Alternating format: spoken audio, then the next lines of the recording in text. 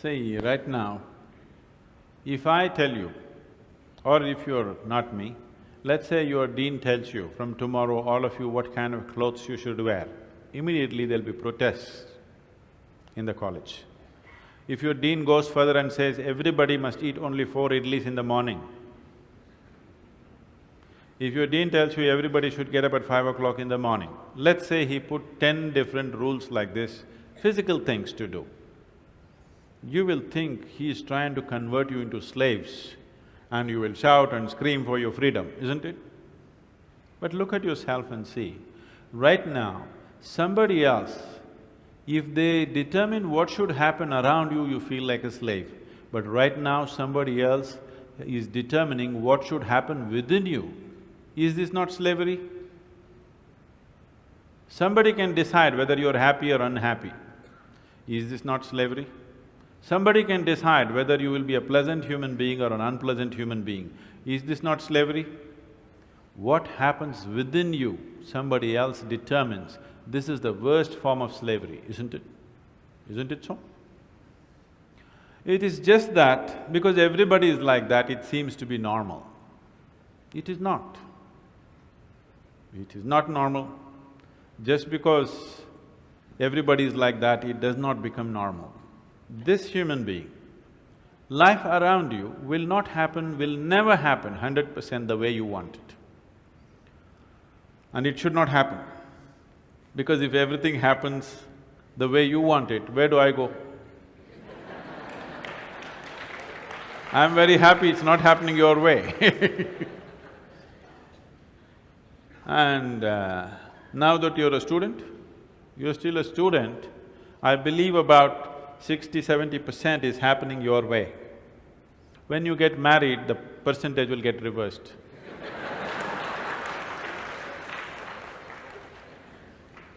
We don't know. Well, we don't know whether which way it'll go.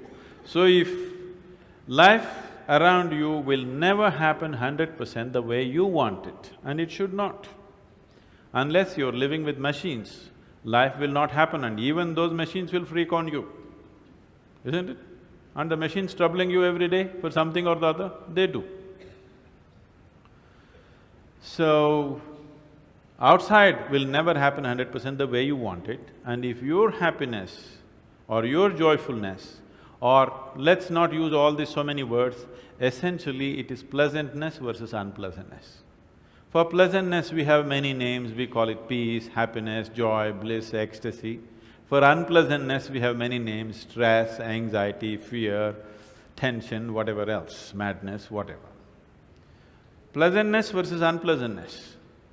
If your pleasantness is dependent upon what happens around you, the chances of you being pleasant all the time is remote, isn't it? In the very nature of things, it's not possible. Only if you are able to create a distance between this and that, it is possible in the sense, whenever things don't work, there is a habit in lots of people, they will look up, upar wala. Isn't it? The whole world is looking up. Looking up. See, you know the planet is round? You know this? Okay. The planet is round and you're not sitting on top of the North Pole, you're sitting in Chennai, here in the tropical climate, and the damn planet is spinning. So if you look up, you're always looking up in the wrong direction.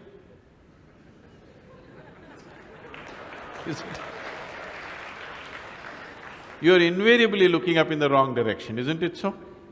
Maybe at a certain moment of whatever Greenwich Mean Time, 0 hours, when you looked up, maybe you hit the heaven. Rest of the time, you're always looking in the wrong direction. Isn't it so? So in this cosmic space, is there somebody who knows which is up and which is down? Does somebody know? Huh? Is there somewhere, is it marked this side up? Nobody knows which is up, which is down, it's just an assumption, isn't it? Do you know really which is north, which is south? In the real sense, do you know what is north and south? It is just for our convenience, we just fixed it, isn't it? Yes or no? Do you know what's east and west? No. Do you know what is forward and backward? You do not know. None of these things you know. There is only one thing you can be certain of right now, this is, you know what is outward, what is inward. This one thing you're sure, isn't it? This is inward, this is outward. This is the only privilege you have. What is outward, what is inward, this is all you know. Just in case someday if you get enlightened, you will lose that also. Yes, that's what happened to me. Now I don't know which is inward, which is outward, which is me, which is not me, that's why I'm all over the world. Because I don't know whether this is me or that is me. So, now you say, I know what is inward, what is outward, let's examine this a little more. Can you see me right now, all of you? Can you see me? Just point out where I am. Use your hands and point out. Can you see me? Oh, you got it wrong. You know I'm a mystic. You're getting it completely wrong. Now, this light is falling upon me, reflecting, going through your lenses, inverted image in your retina, you know the whole story, right? Where do you see me right now? Within yourself. Where do you hear me right now? Within yourself. Where have you seen the whole world? Within yourself. Have you ever experienced anything outside of yourself? Everything that ever happened to you, darkness and light happened within you, pain and pleasure happened within you, joy and misery happened within you. Have you ever experienced anything outside of yourself? No. So what I am asking you is, what happens within you?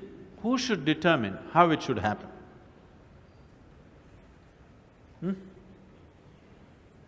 What happens within you? Who should determine how this should happen? Somebody else? Definitely you should determine what should happen within this, isn't it? So if you determine what's happening within this, your whole experience of life will be determined by you, nobody else but you, isn't it?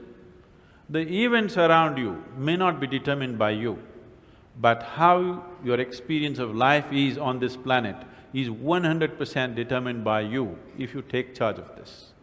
If you leave it loose, just about anybody will determine it. They will, not consciously, they also like you by accident.